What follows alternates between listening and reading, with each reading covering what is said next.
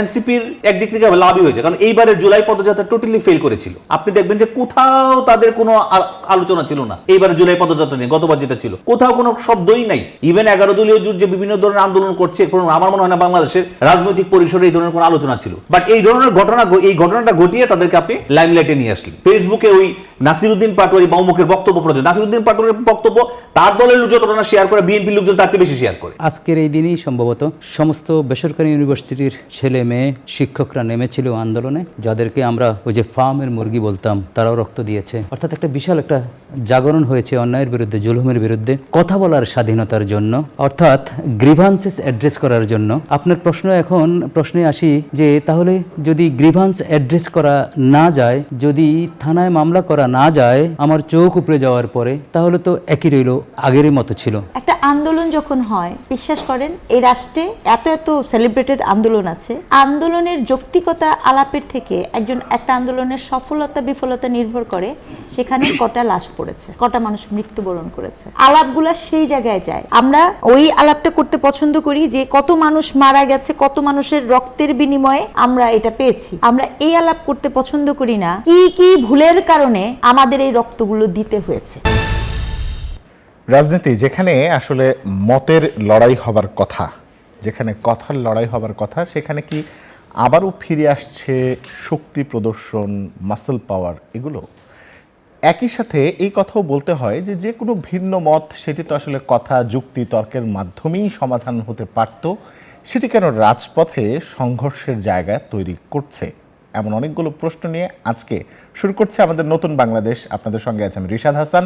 News 24-এর নিয়মিত আয়োজন দেখছেন রাত 9টা মানেই 9টা থেকে 10টা, প্রতি রবি থেকে বৃহস্পতি নতুন বাংলাদেশ আমাদের আয়োজন চলতেই থাকে। এবং আমাদের সঙ্গে আজকেও স্টুডিওতে বরাবরের মতো 3 জন অতিথি আছেন। আমি একটু পরিচয় করে দিতে চাই। আমার হাতের ডান পাশ থেকে আছেন অধ্যাপক ব্যারিস্টার ওমর ফারুক, সিনিয়র আইনজীবী ও রাজনৈতিক বিশ্লেষক, এবং একই সঙ্গে 6 সমন্বয়কের আইনজীবী। এবং আমাদের সঙ্গে স্টুডিওতে উপস্থিত আছেন প্রকৌশলী সালাউদ্দিন আহমেদ, কলামিস্ট ও রাজনৈতিক বিশ্লেষক। আর কিছুক্ষণের মধ্যে আমাদের সঙ্গে যুক্ত হবেন অধ্যাপক ডক্টর স্নিগ্ধা রেজওয়ানা, শিক্ষক, জাহাঙ্গীরনগর বিশ্ববিদ্যালয়। আমরা আমাদের আলোচনাকে এগিয়ে নিয়ে যেতে চাই। আমাদের আলোচনা আজকের বিষয় সহিংস রাজনীতি। আমরা একটু ব্যারিস্টার ওমর ফারুক আপনাকে দিয়ে শুরু করতে চাই। হবিগঞ্জে 144 ধারা তুলে নেওয়া হয়েছে, পরিস্থিতি কিছুটা স্বাভাবিক এখন পর্যন্ত গণমাধ্যম বরাদ দিয়ে যেই কথা জানা যাচ্ছে। তো আসলে এমন পরিস্থিতি কেন সৃষ্টি হলো আপনার কাছে কি মনে হয়? ধন্যবাদ আপনাকে। জুলাই মাস চলছে, যেই সময়ে যেই দিনে আমরা কথা বলছি এই স্টুডিওতে, যদি আমরা ব্যাক ইন দ্যাট পিরিয়ড, আমরা দেখব বিভীষিকাময় অবস্থা। অকাতরে গুলি করে মারা হচ্ছে, ছাত্রলীগ, যুবলীগ তারা মারছে, বিশ্ববিদ্যালয়গুলো রক্তাক্ত। আজকের এই দিনেই সম্ভবত সমস্ত বেসরকারি ইউনিভার্সিটির ছেলে মেয়ে শিক্ষকরা নেমেছিল আন্দোলনে, যাদেরকে আমরা ওই যে ফার্মের মুরগি বলতাম, তারাও রক্ত দিয়েছে। অর্থাৎ একটা বিশাল একটা জাগরণ হয়েছে অন্যায়ের বিরুদ্ধে, জুলুমের বিরুদ্ধে, কথা বলার স্বাধীনতার জন্য, অর্থাৎ গ্রিভান্সেস অ্যাড্রেস করার জন্য। আপনার প্রশ্নে আসি যে তাহলে যদি গ্রিভান্স অ্যাড্রেস করা না যায়, যদি থানায় মামলা করা না যায় আমার চোখ উপড়ে যাওয়ার পরে, তাহলে তো একই রইল, আগেরই মতো ছিল। আজকে যদি আপনি ফিরে তাকান, যে ইয়ামিনের কথা ভাবেন, সে কিভাবে পুলিশের এই ভ্যান থেকে ফেলে দেওয়া হচ্ছে জীবন্ত, মুগ্ধের কথা ভাবেন, স্নিগ্ধের কথা ভাবেন, আবু সাঈদের কথা ভাবেন, তাদের আত্মত্যাগের কথা। আজকে এই প্রশ্ন নিয়ে যদি আজকে শহীদদের কবরে যেতেন, তাহলে তারাও ব্যথিত হতো। এই কারণে ব্যথিত হতো, সেই সময়ে থানায় মামলা নিত না, মামলা নেওয়ার প্রশ্নই ওঠে না, বরঞ্চ তাদেরকে জঙ্গি তকমা দিয়ে আন্দোলনকারীদেরকে, যারা ভয়েস রেজ করত, পলিটিক্যাল তকমা দিয়ে তাদেরকে থানায়, উল্টা তাদেরকে আসামি করা হতো, রক্তাক্ত ওই ছেলেটাকে, এবং আসামি করে হসপিটালে ট্রিটমেন্টের সুযোগও দেওয়া হতো না। তো এই কারণে আজকে যেটি আপনি বলছেন সহিংসতা, যদি আমার কথা বলার অধিকারের জন্য আবার সহিংসতার প্রয়োজন হয়, যদি মামলা দিতে গিয়ে আমি ব্যারিকেডের সম্মুখীন হই, যদি রাজনৈতিক কোনো দল তার প্রতিবাদ সমাবেশ করতে গিয়ে বালুর ট্রাকে যদি বাধাগ্রস্ত হয়, তাহলে প্রশ্ন স্বাভাবিক জাগবেই যে তাহলে আমাদের পরিবর্তনটা কোথায়? প্রশ্ন জাগবে আমার থানার অ্যাক্সেস কোথায়, প্রশ্ন জাগবে এই পুলিশ তো তাহলে ওই রাজনৈতিক দলের কর্মী হিসেবে কাজ করছে। এবং কিছু কিছু বয়ান এসে গেছে, এসপি সাহেব বলে আমি আগে ছাত্রদল করতাম। What a nonsense, what a shame. প্রজাতন্ত্রের তুমি কর্মচারী, আমার ট্যাক্সের টাকায় তুমি ওখানে আমার নিরাপত্তার জন্য আসো, নিরাপত্তা দেওয়ার জন্য আসছো, তুমি ওখানে আমার গ্রিভান্সেস শুনবা, তুমি মামলা নিবা, তদন্ত করবা। মামলা নেবে কি নেবে না বলে ঊর্ধ্বতন মহল জানবে। আমি সভা সমাবেশ করবো কি করব না আমাকে প্যারিগেট দিয়ে বলে ঊর্ধ্বতন মহল জানবে। এটি সেই পুরনো বন্দোবস্ত। শঙ্কা হয় যদি পুরনো বন্দোবস্ত একজিস্ট থাকে। আর শঙ্কার রাজনীতি যেটা বলছেন সেটা অবশ্যই প্রত্যাশা করি না। একটা কারণ বলি। আচ্ছা, বর্তমান একটু শেষ করে দিই, এটা শেষ করে দিই। বর্তমান সংসদে যারা আছেন তারা সবাই কিন্তু জুলাই যোদ্ধা অধিকাংশ, এবং সবাই কিন্তু এই পরিবর্তনের জন্যই লড়াই করেছেন। তো যেই সংসদে বিরোধী দল সরকারি দল দীর্ঘ 54 বছর পরে এরকম একটা অবস্থানে আমরা যাওয়ার পরে যদি সংঘাত হয় তাহলে কিন্তু আমাদের জায়গা থাকবে না। আমরা এই সংঘাত চাই না। আপনার প্রশ্ন। জি, ধন্যবাদ। আপনার কাছে আবারও আসবো। আমি একটু প্রকৌশলী সালাউদ্দিন আহমেদ আপনার কাছে আসতে চাই। বিএনপি তো আসলে অহিংস রাজনীতিতে বিশ্বাস করে, তাহলে এরকম সহিংস পরিস্থিতি ব্যাপারটা আসলে গড়ালো কেন? যেহেতু এনসিপি কেন্দ্রীয় নেতারা জুলাই পদযাত্রা করছিলেন এবং বিভিন্ন জায়গায় তারা সভা সমাবেশ করছিলেন, এই বিষয়গুলো ছিল, তাহলে এরকম পরিস্থিতি জায়গাটা কেন তৈরি হলো? ধন্যবাদ আপনাকে, শুভেচ্ছা আমার সহ-আলোচকদেরকে। আমি আপনাকে একটু ইলাবোরেটলি ডেসক্রাইব করে জিনিসটা। সেটা হচ্ছে যে প্রথমত হচ্ছে এটা আসলে ব্ল্যাক অ্যান্ড হোয়াইট, যে নাসিরউদ্দিন পাটোয়ারির বক্তব্য নিয়ে আসলে এই পরিস্থিতিটা সৃষ্টি হয়েছে। দেখেন, নাসিরউদ্দিন পাটোয়ারি হচ্ছেন একজন রাজনৈতিক বেয়াদব, আমি তাকে বলি। প্রত্যেকটা দলে এই ধরনের এক দুইটা থাকে। নাসিরউদ্দিন পাটোয়ারির বিরুদ্ধে সবচেয়ে স্মার্ট রাজনীতি কে করেছেন? মির্জা আব্বাস। আপনি যদি একদম খুব একদম সিজন পলিটিশিয়ান ধরেন, এবং তাকে স্মার্টলি হ্যান্ডেল করেছে মির্জা আব্বাস। সে নির্বাচনের সময় টায়ারলেসলি চেষ্টা করেছে মির্জা আব্বাসকে ইরিটেট করার জন্য, বাট উনি কিন্তু শান্ত থেকেছেন। That is the politics of BNP, liberal Democratic party, right? আমি এই জিনিসটা এই কারণে বললাম যে দেখেন, তারেক রহমানকে নিয়ে সে উস্কানিমূলক বক্তব্য দিয়েছে। লালমনিরহাটে খুবই জনপ্রিয় একজন নেতা আছেন আসাদুল হাবিব দুলু, তাকে নিয়ে সে উস্কানিমূলক বক্তব্য দিয়েছে। যেখানে যাচ্ছে প্রত্যেকে নিয়ে, কিশোরগঞ্জের আমার দেশের বাড়ি কিশোরগঞ্জের মুক্তিযোদ্ধা ফজলুর রহমানকে নিয়ে উস্কানিমূলক বক্তব্য দিয়েছে, বিভিন্ন ধরনের অঙ্গভঙ্গি প্রত্যেককে নিয়ে সে দিয়ে যাচ্ছে। সে আপনার মিডিয়া অ্যাট্রাকশন করার চেষ্টা করছে বা ইরিটেট করার চেষ্টা করছে দলকে। কেউ কিন্তু এই ধরনের কোনো কিছু করে, সবাই কথার জবাব কথা দিতে যায়। আর বিপত্তিটা বাঁধলো কোথায়? হবিগঞ্জে এসে।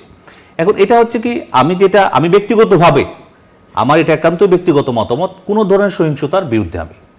আমার কথা হচ্ছে, আমার কথার আপনার একটা ন্যারেটিভের জবাব আমি আমার বিপরীত ন্যারেটিভ দিয়ে দিব। আপনার একটা বক্তব্যের জবাব আমি আমার আরো ভালো বক্তব্য দিয়ে জবাব দেবো। That should be the politics. সেখানে যেটা হচ্ছে, আমি ব্যক্তিগতভাবে কোনোভাবেই সমর্থন করি না। কিন্তু হচ্ছে কি, বিএনপির মতো একটা বড় ধরনের পলিটিক্যাল পার্টি, গ্রাসরুটস লেভেলে যারা একদম ইউনিয়ন পর্যায়ে পর্যন্ত যার আপনার তারা হয়তো অনেক সময় যেসব নেতার অনুসারী তারা নিজেদেরকে ধরে রাখতে পারে না। সেই কারণে পার্টিকুলারলি হবিগঞ্জে গিয়ে ঘটনা ঘটেছে। আমি বলি এতে এনসিপির একদিক থেকে লাভই হয়েছে, কারণ এইবারের জুলাই পদযাত্রা টোটালি ফেল করেছিল। আপনি দেখবেন যে কোথাও তাদের কোনো আলোচনা ছিল না এইবারের জুলাই পদযাত্রা নিয়ে। গতবার যেটা ছিল, কোথাও কোনো শব্দই নাই। ইভেন 11 দলীয় জোট যে বিভিন্ন ধরনের আন্দোলন করছে, আমার মনে হয় না বাংলাদেশের রাজনৈতিক পরিসরে এই ধরনের কোনো আলোচনা ছিল। বাট এই ধরনের ঘটনাটা ঘটিয়ে তাদেরকে আপনি লাইমলাইটে নিয়ে আসলেন। তাদেরকে আবার আপনি এই প্রত্যেকটা এই যে আজকে আপনি যে সহিংস রাজনীতি টকশোর আপনার যে সাবজেক্ট করলেন বা আলোচনার সূত্রপাত করলেন, এটা একমাত্র এই কারণে। আজকে তো টকশো অন্য বিষয় নিয়ে হইতে পারতো বা ডিসিপ্লিনের বিষয় হইতো। আমি সবসময় এই জন্য বলি যে এক নাসিরউদ্দিন পাটোয়ারি সে বলতে থাকুক না। সে বললে কি হয়ে গেছে? সে বললে তো মানুষ তো আর ভালোভাবে নিচ্ছিল না। কোনো মানুষই তো তার এই ধরনের রাজনীতি ভালোভাবে নিবে না। প্রত্যেকটা দলে এই ধরনের এক দুইটা থাকবে। সুতরাং আমি মনে করি এটাই ছিল মূলত সহিংসতা সৃষ্টি হওয়ার প্রথম কারণ। এবং এই জায়গায় লোকাল পলিটিক্সের একটা ভুল আছে। বিএনপির লোকদের বা বিএনপির যারা অ্যাক্টিভিস্ট আছে, বিএনপির যারা ছাত্র দল করে, যুব রাজনীতি করে, BNP is running the government super. তাদের কিছু ফ্ল্যাগশিপ প্রোগ্রাম, যেটা আমি সেকেন্ড রাউন্ডে যদি আপনি বলার সুযোগ নেই, আমি বলতে পারবো, বা এখনই যদি সুযোগ নেই এখনই বলতে পারবো। সেই ফ্ল্যাগশিপ প্রোগ্রামগুলো নিয়ে তাদের বরঞ্চ বেশি বেশি প্রচারণা করা উচিত। ফেসবুকে ওই নাসিরউদ্দিন পাটোয়ারি বা অমুকের বক্তব্য প্রচার, নাসিরউদ্দিন পাটোয়ারির বক্তব্য তার দলের লোক যতটা শেয়ার করে, বিএনপির লোকজন তার চেয়ে বেশি শেয়ার করে। জি ধন্যবাদ। আমরা শুনছিলাম আমাদের আলোচনার আজকের বিষয় সহিংস রাজনীতি। আসলে রাজনীতি কতটা সহিংস হয়ে উঠছে বা রাজপথের রাজনীতি আসলে কতটা সহজ বা কতটা কঠিন হতে চলেছে, কতটা সংকার হতে চলেছে, এমন অনেকগুলো প্রশ্নের উত্তর নিয়ে ফিরবো একটা ছোট্ট বিরতির পর। আমাদের সঙ্গে থাকুন। বিরতির পর স্বাগত। দেখছি নিউজ 24 চলছে নতুন বাংলাদেশ। সঙ্গে আছে রিশাদ হাসান, আমাদের সঙ্গে যুক্ত হয়েছেন অধ্যাপক ডক্টর স্নিগ্ধা রেজবানা, শিক্ষক জাহাঙ্গীরনগর বিশ্ববিদ্যালয়। স্বাগত আপনাকে। আমরা কথা বলছি সহিংস রাজনীতি বিষয়ে। একটু একটা বিষয় জানতে চাই যে রাজনীতিতে তো আসলে মতের লড়াই হবার কথা ছিল, সেটি কি আসলে আবার এই হবিগঞ্জ বা গোপালগঞ্জের ঘটনায় কি আবার নতুন করে সহিংসতার দিকে যাচ্ছে কিনা? দেখেন, এখানে যে বিষয়টা খুব গুরুত্বপূর্ণ, আমি এখানে আমাদের কিছু জাতিগত সমস্যা দেখি এবং সংকটও দেখি।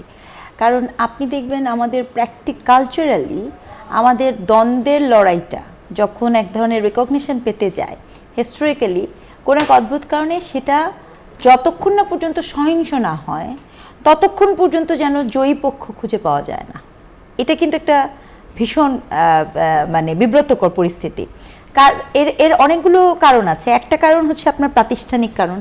প্রাতিষ্ঠানিক কারণের ব্যাপারটা কীরকম, যেমন মনে করেন আপনার প্রাতিষ্ঠানিকভাবে তো আমাদের বিচার ব্যবস্থাগুলো তো আসলে ওই অর্থে এখন পর্যন্ত আমরা দাঁড় করাতে পারিনি। কাজেই এমন হলো যে ধরেন আমি 10টা মানুষ নিয়ে গেলাম, আরেকটা 10টা মানুষ আছে, 10টা ওই জায়গায় 8টা মানুষ আছে বা 10টা মানুষ আছে, তো যে যাকে মারতে পারবে, আপনি খেয়াল করে দেখেন এই যে আমাদের কতগুলো এলাকা, মানে আমি কোনো পার্টিকুলার এলাকা নেই, কিন্তু আপনি দেখবেন 2 দিন পর পর ব্রাহ্মণবাড়িয়ার কেসটা দেখেন, যে কোনো কিছু হচ্ছে একটা ঠুনকো বিষয়, সেটা নিয়েও একটা সহিংস আচরণ। একটা আন্দোলন যখন হয়, বিশ্বাস করেন এই রাষ্ট্রে এত এত সেলিব্রেটেড আন্দোলন আছে, আন্দোলনের যৌক্তিকতা আলাপের থেকে একটা আন্দোলনের সফলতা বিফলতা নির্ভর করে সেখানে কটা লাশ পড়েছে, কটা মানুষ মৃত্যুবরণ করেছে। আলাপগুলা সেই জায়গায় যায়।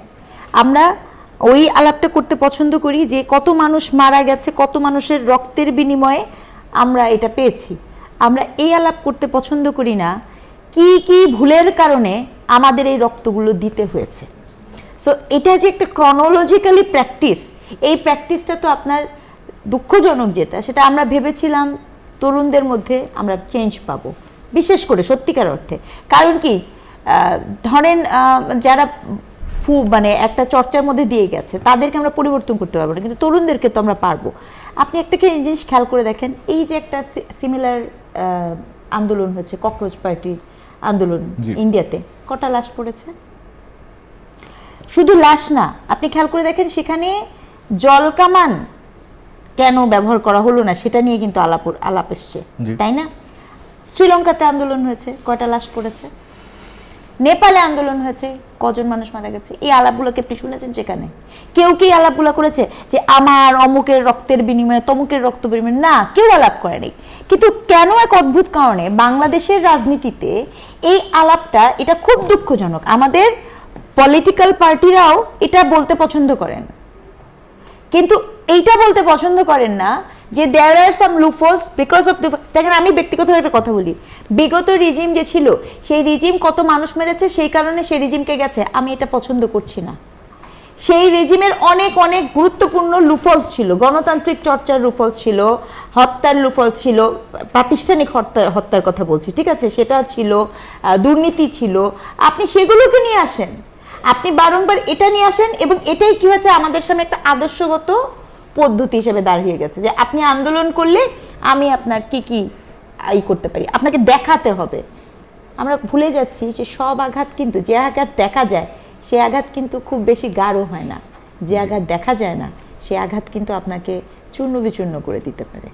জি ধন্যবাদ। আপনার কাছে আবারও আসবো। আমরা একটু সালাউদ্দিন ভাই আপনার কাছে আসতে চাই, একটু বলবেন যে নাহিদ ইসলাম তিনি মন্তব্য করেছেন আজকে যে বর্তমান সরকার নতুন কোনো রাজনৈতিক দলের উত্থান চায় না, যে কারণে আসলে তারা হবিগঞ্জ বা গোপালগঞ্জে এই ধরনের ঘটনা ঘটিয়েছে বা তাদের নেতাকর্মীরা এরকম ঘটাচ্ছে। আসলেই কি তাই? তারা কি নতুন রাজনৈতিক কোনো দলের উত্থান চায় না? না, একদমই না। কেন তা হবে? কারণ হচ্ছে আপনার বা বিএনপি যখন এবার আপনার তাদের পলিটিক্যাল যে জেস্চার তার মধ্যে এটা নাই। আপনি হবিগঞ্জের ঘটনাটা ঘটেছে, আমি প্রথম সেশনে বলতেছিলাম এই কথাটা, যে আপাও যেটা কিছুটা ব্যাখ্যা করলেন, আমি স্পেসিফিক্যালি ওরা ওদের এবারে যে জুলাই পদযাত্রা ওরা করছিল, ঠিক আছে, অ্যাজ ইট ইজ করে যাচ্ছিল। কারণ হবিগঞ্জের প্রান্তিক যেই উপজেলাতে আপনার সেই ঘটনাটা ঘটলো, অনেক সময় দেখা যায় বড় দল আপনার তারেক রহমানকে নিয়েও তো নাহিদ ইসলামী কিন্তু এই যে যখন ককটেল ফুটলো একটা ইয়েতে সাভারে, তখনও কিন্তু তারেক রহমানকে অ্যাকিউজ করে কথা বলেছিল, তো প্রথমেই, ঠিক আছে, বা নাসিরউদ্দিন পাটোয়ারিও কিন্তু তারেক রহমানকে আপনার খুব মেলাইন করে কথা বলেছে, ঠিক আছে, কিন্তু তাদের দিক থেকে কিন্তু কোনো সময় এটা কোনো আপনার কোনো ধরনের মানে বিরূপ প্রতিবাদ করা হয় নাই। এখন তারা যেখানে আপনার সমাবেশ করতে যাচ্ছে করছে, তারা যেখানে আপনার এবং অনেক সময় দেখা যায় যে সমাবেশের প্লেস নিয়েও মিউচুয়াল আন্ডারস্ট্যান্ডিংয়ের ভিত্তিতে শহীদ মিনারে যখন আপনার এই জুলাই মাস শুরু হলো, শহীদ মিনারের প্রোগ্রামেও আপনার দেখা গেছে যে আপনার তারা মিউচুয়াল আন্ডারস্ট্যান্ডিংয়ের ভিতরে যে আছে তোমরা এখানে করো আমরা এখানে করি, এভাবে করছে। এটা তো একটা আপনার সহাবস্থানের বিষয়। এখন ওইখানে আমি তো এই জিনিসটাকে বেশি বেশি হাইলাইট করতে চাই, কারণ হচ্ছে এই যেমন ব্রাহ্মণবাড়িয়ার কথা বললো, কোনো একটা এলাকার নেচার থাকে, ওখানকার মানুষ অনেক বেশি অসহিষ্ণু থাকে। এটা দিয়ে আপনি পুরো রাজনীতিকে বিচার করলে তো হবে না, পুরো দেশের রাজনীতিকে বিচার করা, তারা কিন্তু অলরেডি অনেকগুলো পদযাত্রা করে ফেলেছে। সেখানে তাদের দলের দুই একজন খুব অ্যাগ্রেসিভ কথাবার্তা বলে, যেখানে বারবারই একজনের নাম আসছে, ঠিক আছে, তাকে কিন্তু অন্য দলের অন্য কেউই কিন্তু ওইভাবে বা বিএনপির অন্য কেউ ওইভাবে অ্যাড্রেস করছে না। হ্যাঁ, বিএনপির অ্যাক্টিভিস্টরা হয়তো অ্যাড্রেস করে, কিন্তু বিএনপির টপ লেভেলের রাজনীতি আজকে একটা কথা বলেছে, আপনি চিন্তা করেন, এটা স্থায়ী কমিটি, বিএনপির স্থায়ী কমিটিকে সে অ্যাকিউজ করছে যে স্থায়ী কমিটি আপনার সিদ্ধান্ত নিয়েছে তাদেরকে মেরে ফেলবে। এটার ভিত্তি কি? এই ধরনের কথাবার্তার ভিত্তি কি? বিএনপির স্থায়ী কমিটি হচ্ছে সবচেয়ে টপমোস্ট বডি বিএনপি পরিচালনা। আপনার কি মনে হয় বা এখানে যারা উপস্থিত আছে কারো কি মনে হয় এই ধরনের কাজ কারবার ওরা করবে? সুতরাং অবশ্যই তাদেরকে প্রচুর পরিমাণে স্পেস দেওয়া হচ্ছে এবং স্পেস দেওয়া তাদের গণতান্ত্রিক অধিকার। তারা আপনার ফেসিস্ট পরবর্তী আপনার সময়কালে তারা গঠিত দল এবং তাদের একটা বিরাট বড় স্টেক ছিল ওই আন্দোলনে, তারা স্পেস পাওয়ার যোগ্য অবশ্যই, এবং তারা স্পেস পাচ্ছে। পরবর্তীতে মামলা, যে ভাইয়া যে মামলার কথা বললেন, মামলা কিন্তু পরবর্তীতে নেওয়া হয়েছে এবং ওইখানকার ছাত্র দলের সভাপতি, সাধারণ সম্পাদক সহ 100 জনের বিরুদ্ধে মামলা নেওয়া হয়েছে। এবং আজকেও আমি যখন আপনার স্টেশনে আসার সময় দেখলাম তারা বড় ধরনের একটা সমাবেশ করছে। সুতরাং তারা স্পেস পাচ্ছে না তা তো না, তারা প্রতিনিয়ত স্পেস পাচ্ছে এবং তারা তাদের আইডিওলজিগুলো আপনার ট্রান্সফার করছে। কিন্তু সমস্যা যেটা হচ্ছে, তারা কিন্তু একটা জায়গায় স্টিক, তারা ওই সাংবিধানিক বিষয়গুলোতেই স্টিক আছে। তারা দেশের স্বাস্থ্য, শিক্ষা, কৃষি, আমার এই চিকিৎসা, জলবায়ু, অন্য কোনো কিছু নিয়ে তাদের কোনো কথাবার্তা নাই। তাদের কথাবার্তাই হচ্ছে সাংবিধানিক বিষয় নিয়ে, যার ফলে এগুলা কিন্তু এখন আর মানুষকে ওইভাবে অ্যাট্রাক্ট করছে না। এই জুলাই পদযাত্রা কিন্তু আমি এর আগের সেশনেও বললাম, একদম আমি খুব স্ট্রংলি এই কথাটা বলতেছি, এটা কোনোভাবে মানুষের মনের মধ্যে এইবার দাগ কাটতে পারে নাই বা তারা অ্যাট্রাকশন করতে পারে নাই, শুধুমাত্র তাদের মানে এই এক ধরনের রাজনীতির কারণে, এক পেশে রাজনীতির কারণে, রাজনীতির মধ্যে ভেরিয়েশন আমরা সালাউদ্দিন আহমেদ একটু ওমর ফারুক আপনার কাছে আসছি। অধ্যতপূর্ণ বক্তব্য, সেটি নিয়ে ইতোপূর্বেও কথা হয়েছে, নির্বাচনের আগেও কথা হয়েছে, নির্বাচনের পরেও কথা হচ্ছে, এখনো চলছে। এনসিপি নেতাদের অধ্যতপূর্ণ বক্তব্যই কি আসলে এরকম সহিংস রাজনীতির বা সহিংস পরিস্থিতির সৃষ্টি করছে কিনা? দেখেন, জেনারেলাইজ করে কথা বলা যাবে না, ওখানে একজন দুইজন কথা বলে। এনসিপির উদ্ধতপূর্ণ বক্তব্য এটা ঠিক না, এনসিপির দুই একজনের বক্তব্য এটি মাত্রাতিরিক্ত। এটি আমাদের যে ব্যারোমিটার আছে শালীনতার, মিনিমাম শালীনতার, ওই ব্যারোমিটার ক্রস করতে আমরা অনেকভাবেই দেখেছি, বাজেভাবে দেখেছি। আমি দেখেন এনসিপি, আমি জানি না, আমি যদি তাদের পরামর্শক হইতাম তাহলে জুলাই পদযাত্রায় আমি প্রথমে তাদেরকে বলতাম, তোমাদের ব্যানারে থাকবে যে এই মাস ম্যাসাকার হয়েছে, 1400 লোক যারা হত্যা করেছে, 30,000 পঙ্গু করেছে, পুরা জাতি ট্রমাটাইজড করেছে, সেই কুশীলবরা, কমান্ডাররা, বেশি তো না 1000, তারা এখন কে কোথায় আছে, কোথার থেকে তারা বিবৃতি দেয়, এগুলা নিয়ে অ্যাড্রেস করে কথা বলা উচিত, ওদেরকে পাকড়াও করার কথা বলা উচিত। এই কারণে বাই দিস টাইম এই সরকার এরকম কিছু উদ্যোগ নিয়েছে, হাইয়াবদেরকে আমরা ধরতে দেখেছি, এবং যারা বাজে ভোটের মাধ্যমে আমাদেরকে বাজে অবস্থায় নিয়ে গিয়েছে, অর্থাৎ গণতন্ত্র শেষ করেই তো ফ্যাসিজমের জন্ম হয়, এবং সব যত কিছু আছে, যত বাজে আছে তৈরি হয় এই ডিসিদের ক্ষমতায়ন, এসপিদের ক্ষমতায়ন, থানার দারোগার ক্ষমতায়ন, যেভাবে হয়েছে, এবং তার ফলশ্রুতিতে তো এত হত্যা, এত কিছু, এত বর্বর, এরা কে কোথায় আছে? এদের তো 1% আপনি ধরতে পারেন নাই। আমরা যাদেরকে চিনতাম যে সকালে সে ধরে এনে ডিবি অফিসে অস্বীকার করতো, আমি ধরে নিই, 7-8 দিন পরে তাকে পাওয়া যেত না। এই লোকগুলো 8-10 জন লোককে কোথায় আছে ওইটা নিয়ে কাজ করবে না? আমি বলছি সরকার যখন শুরু করেছে, সরকার ধরা শুরু করেছে, এই শুরুর ভিতরে তাদের উচিত ছিল যে বাকি কে কোথায় আছে কাদেরকে ধরা উচিত। যেমন আমি উদাহরণ দিই, ডিসিদেরকে আপনি বাধ্যতামূলক অবসর দিয়েছেন, যাচ্ছে তাই ভোটের কারণে, রাইটলি দিয়েছেন, কিন্তু তাদের দায়ের ভিতর আনবেন না। এই কারণে দায়ের ভিতর আনবেন, সে তো একাই কাজ করেনি, তার কমান্ডার ছিল, তার একটা কমান্ডের ভিতর গেছে, হাজার হাজার কোটি টাকা লেনদেন হয়েছে, এগুলো বের করার জন্য দায়ের ভিতর আনতে হবে। কিন্তু আমি আরেকটা কথা বলেছি আরেকটা টেলিভিশনে, নির্বাচন কমিশনে যারা 3 সেশনে ছিল, যেই চিফ এবং তার কমিশনার বৃন্দ 15 জন, ওদেরকে গ্রেপ্তার না করে অধস্তনদেরকে গ্রেপ্তার করলে এটা আইনের ভাষায় বলে অ্যাবেটারকে গ্রেপ্তার করেছেন, প্রিন্সিপাল অ্যাকিউজ করেন নাই। আইন বলে প্রিন্সিপাল অ্যাকিউজ যারা বড় কালপ্রিট তাদেরকে গ্রেপ্তার না করলে, শাস্তির আওতায় না আনলে নিচের দিকে শাস্তি দেওয়া যায় না। আমি এই কারণে এই কথা বলছি, দেখেন রাজনীতিতে কিন্তু আপনার বিরোধী দলের ভূমিকা অত্যন্ত অত্যন্ত বেশি। 17 বছর না থাকার কারণে, গৃহপালিত থাকার কারণে ফ্যাসিজমের এবং দানব এবং মনস্টার তৈরি হয়েছে। এই তো আমাদের যদি আজকে রাইটলি যদি বিরোধী দল যদি রাইট জায়গায় অ্যাড্রেস না করা হয়, আমার সহ আলোচক রাইটলি বলেছেন, উনি পণ্ডিত অধ্যাপকের ভাষায় বলেছেন চমৎকারভাবে, যে আপনি বিরোধী দল আপনি কৃষি নিয়ে কথা বলবেন। আমি আপনার সাথে বলেছি গ্যাস সিলিন্ডার আমি 7,500 টাকা করে কিনি, 45 কেজি, যেটা 5200 টাকা করে কিনেছি এই ধরেন 9 মাস আগেও। তা আপনি সেখানে কথা বলবেন না? আমার বিদ্যুতের দাম বেড়ে যাচ্ছে, পেট্রোলের দাম বারবার বাড়াচ্ছে, আপনি কথা বলবেন না? এগুলার ইফেক্ট সাধারণ মানুষের পকেটে গিয়া পড়ে। তেল, পরিবহন, বিদ্যুৎ, তার প্রতিদিনের খোরাক, শেষের খোরাক, সব কিছু দাম বৃদ্ধির খোরাক, এগুলো মিনিমাইজ করার জন্য তার শুধু বিরোধিতা করলে হবে না, তার প্রকল্প দিতে হবে, পরিকল্পনা দিতে হবে। তবে সবচেয়ে বড় কথা আমি যেটি বলি, আপনি এত ঘন্টা ওদেরকে রাস্তায় বৃষ্টির ভিতর দাঁড় করিয়ে দিয়েছেন, থানায় যেতে দেননি, এটি কিন্তু খুব ভালো না, এটি অক্ষমতা বোঝায়। সরকারের সক্ষমতার ব্যারোমিটার হবে থানাগুলো যদি স্বস্তির জায়গা হয়, থানাগুলো যদি সাধারণ মানুষের যদি নিরাপত্তার জায়গা হয়, এবং সে যদি তার গ্রিভান্স অ্যাড্রেস করার জন্য বিনা বাধায় বিনা ঘুষে যদি ওখানে যেতে পারে, তখনই বুঝবেন যে সরকার সক্ষম। আর সরকার যদি এগুলা 9-6 করে যদি পাশ কাটিয়ে যায়, মির্জা ফখরুল ইসলাম সাহেবের আপনি আজকে বক্তব্য শুনেছেন, মির্জা ফখরুল ইসলাম সাহেবের যদি বক্তব্য সত্য হয়, সরকার বলবে যে মির্জা ফখরুল সত্য বলে নাই। আর যদি এই বিবৃতি না আসে মির্জা ফখরুল সত্য বলেছে, সত্য বলার পরে কালকের থেকেই তো এটা ওনাদের মন্ত্রী পরিষদ বৈঠক হবে, ওনাদের স্থায়ী কমিটির বৈঠক হবে।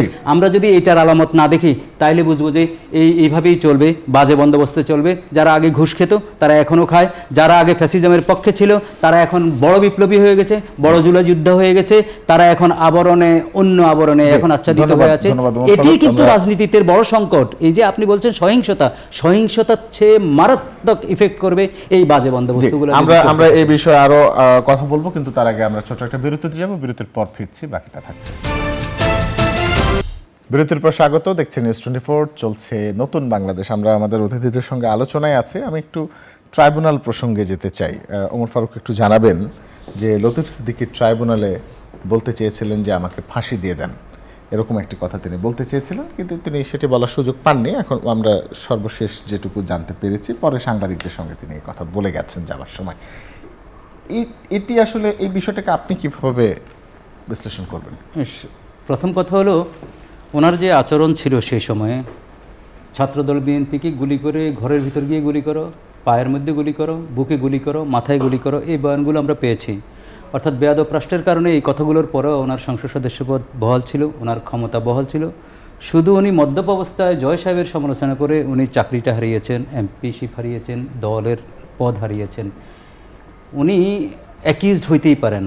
ওনার আচরণ এবং প্রিজামশান যেটি বলে, অ্যাজামশান, মানুষ অ্যাজিউমই করতে পারে যে থাকতেও পারে, এই বেটা যে গুলির কথা ওপেন বলছে শাপলা চত্বরে থাকতে পারে, আমি থাকা না থাকা বিষয় না। উনি ইচ্ছা করলেও ফাঁসিতে যেতে পারবেন না আত্মহত্যা করা ছাড়া। আত্মহত্যা তো মহাপাপ, আত্মহত্যা আমাদের আইনও আছে। এই কথাগুলো উনি আগাম টের পেয়েছেন যে ওনার এখানে ওনার হয়তো সম্পৃক্ততা পাওয়া যাবে, সম্পৃক্ততা আসছে, যার কারণে আগে থেকে অনেকগুলো কথা বলে রাখছেন। তো ট্রাইব্যুনালে ওনাকে ফেস করতে হবে, ভেরি সিম্পল অ্যাজ দ্যাট। শাপলা চত্বর একটা ঘটনা ঘটে গেছে, ইহাই সত্য। এটা আপনাদের ফুটেজ আছে, আমাদের চোখের ভিতর আছে, সবখানে আছে এই ফুটেজটা। এবং শাপলা চত্বর ঘটনার যে মহানায়ক বেনজির সাহেব কীভাবে পুরস্কৃত হয়েছেন, তার অ্যাসোসিয়েট কীভাবে পুরস্কৃত হয়েছেন, সেগুলো আছে একদম আর্কাইভে, জলজান্ত। ওনারা ফেস করে ওনারা বলবেন যে ওনাদের সম্পৃক্ততা কীভাবে নাই, বা ওনাদের লয়ার থাকবে, উনি ফুল ফ্যাসিলিটি পাবেন এবং সব কিছুই পাবেন। আপনি যে প্রশ্ন করেছেন সেই প্রশ্নে উনি এখন যখন ওনার এই গ্রেপ্তারের কার্যকারণগুলো তৈরি হয়েছে তখন উনি বলবেন আমাকে ফাঁসি দিয়ে দাও। এখন যদি এটা ট্রু ডিসক্লোজার হয়, ভলেন্টিয়ারি ডিসক্লোজার হয় আদালতের সম্মুখে যে আমি গিলটি প্লি করছি, আর প্রথমে গিয়েই আমি গিলটি প্লি করছি, আমার আর কোনো ট্রায়ালের দরকার না, আমি এইভাবে সম্পৃক্ত, ওকে যেভাবে আপনার শাস্তি হয় সেভাবে হয়ে যাবে, এটা হইলে মামলাটা সহজ হয়ে যাবে, বিচারটা সহজ হয়ে যাবে। তবে যেহেতু হয়তো আপনি আমাকে যেভাবে প্রশ্ন করেছেন উত্তরটা এইভাবেই চাচ্ছেন যে উনি এটা ব্যঙ্গাত্মকভাবেই বলেছেন, হয়তো এরকমই হতে পারে।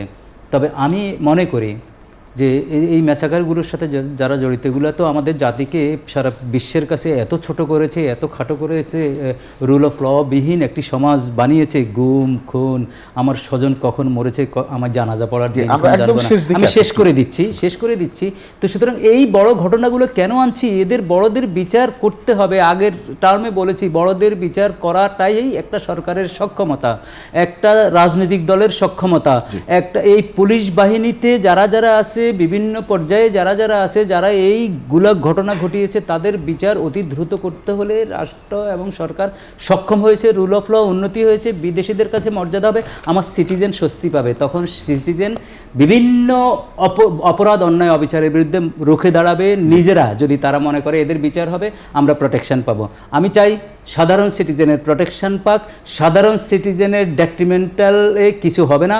এবং এই সরকার যে উদ্যোগগুলো নিয়েছে এই গ্রেপ্তারের মাধ্যমে, আইনের আওতার মাধ্যমে হাইয়াবসদেরকে, এবং তারা একদম চিহ্নিত হাইয়াবস, এই বিচারগুলো চলমান থাকবে। এবং বিরোধী দলকে অনুরোধ করব অন্তত এইগুলোতে যাতে তারা সহায়তা করে, যাতে এগুলো লোপ হোল নিয়ে যাতে কিছু না করে।